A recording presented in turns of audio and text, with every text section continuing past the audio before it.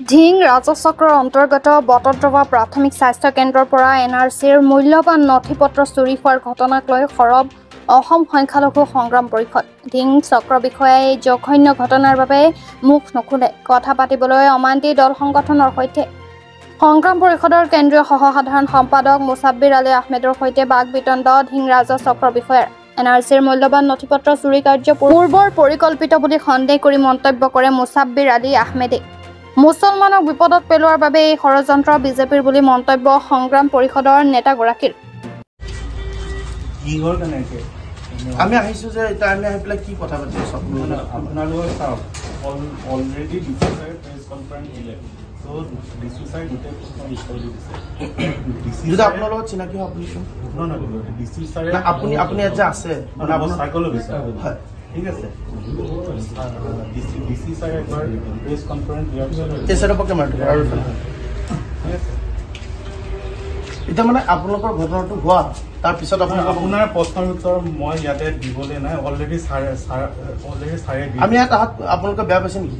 বেয়াটো পোৱা সেইকাৰণে মই কৈ দিছো না আপুনি কাজিয়া কৰিব নাহিব। মই কাজিয়া কৰিব অতিকে আচৰিত এটা ঘটনা। ঢিং চাৰ্কুলাৰ আণ্ডাৰত আপোনাৰ বটদ্ৰৱা প্ৰাথমিক স্বাস্থ্য কেন্দ্ৰৰ ভিতৰত যিটো আমি ক'বলৈ গ'লে NRC আজি NRC লৈ পেলাই সমগ্ৰ ভাৰতবৰ্ষত এটা আপোনাৰ উত্তেজনাময় পৰিৱেশ সৃষ্টি হৈছে।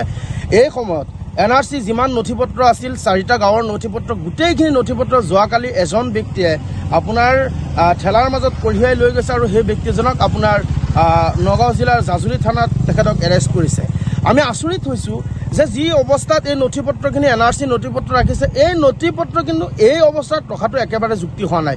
না খিৰিকী আছে না দৰ্জা আছে না ভালকৈ এক চোৱা চিতাৰ কোনো এজন মানুহ আছে। আমি ভিতৰত সোমাই দেখিলোঁ যে ইয়াত মদৰ বটল বা বিভিন্ন আপোনাৰ ড্ৰাগছৰ কণ্টেইনাৰ মানে যিমান অসৎ কৰ্ম হয় এই আপোনাৰ প্ৰাথমিক স্বাস্থ্য কেন্দ্ৰ বটদ্ৰৱা ইয়াৰ ভিতৰত হয় আৰু যিমান নথিপত্ৰ আছে গোটেইখিনি নথিপত্ৰ কোনোবাই চুৰ কৰি লৈ যাব। ইয়াত কোনো ধৰণৰ আপোনাৰ মূল্যৱান কোনো সা সঁজুলি কোনো বস্তুৱেই নাই। আমাৰ আচৰিত লাগিছে যে বিজেপি চৰকাৰৰ দিনত এইটো মুছলমানক অন্যায় কৰিবলৈ এই নথিপত্ৰখিনি তেওঁলোকে ইয়াৰ পৰা বিলীন কৰিবলৈ তেওঁলোকে অপচেষ্টা চলাইছে আৰু মুছলমানৰ ওপৰত যিমান ধৰণে হাৰাশাস্তি কৰি আছে সন্দেহযুক্ত অচিনাকি ব্যক্তি বা বিভিন্ন ধৰণৰ তাচ্ছিল্য শব্দ ব্যৱহাৰ কৰি মুছলমানৰ ওপৰত অন্যায় কৰে প্ৰত্যেকটো কাম কিন্তু ষড়যন্ত্ৰমূলকভাৱে হয়। আজি ইয়াত এই নথিপত্ৰ কাগজখিনি কোনোবা এজন মূৰ্খ মানুহে নি পেলাই হয় চানা বিক্ৰী কৰিব বা আপোনাৰ কিবা মানে অলাগতিয়াল কামত লগাব। এইবিলাক নথিপত্ৰ কিন্তু নি মূৰ্খ মানুহে কোনোদিন কোনো কামত লগাব নোৱাৰে। এইটোৰ কাৰণে আমি অসম চৰকাৰৰ আমি বিষয়ববীয়া আৰু নগাঁও জিলাৰ DCSPক আমি অনুৰোধ জনাইছোঁ এইটো একদম তদন্ত হ'ব লাগে। যদি নিৰপেক্ষ তদন্ত হয় উচিত তদন্ত কৰি পেলাই যদি এইখিনি ওলাব নোৱাৰে আমি অসম সংখ্যালঘু সংগ্ৰাম পৰিষদে আমি যিকোনো পদক্ষেপ গ্ৰহণ কৰিম। আমি চালোঁ যে এইটো তেওঁলোকৰ এটা ষড়যন্ত্ৰমূলক এটা ঘটনা আছিলে আৰু তেওঁলোকে ভাবিছিলে আৰু পূৰ্বৰ পৰিকল্পিতভাৱে মুছলমানৰ ওপৰত অন্যায় কৰিবলৈ নথিপত্ৰখিনি নাইকিয়া কৰিবলৈ তেওঁলোকে অপচেষ্টা চলাইছে।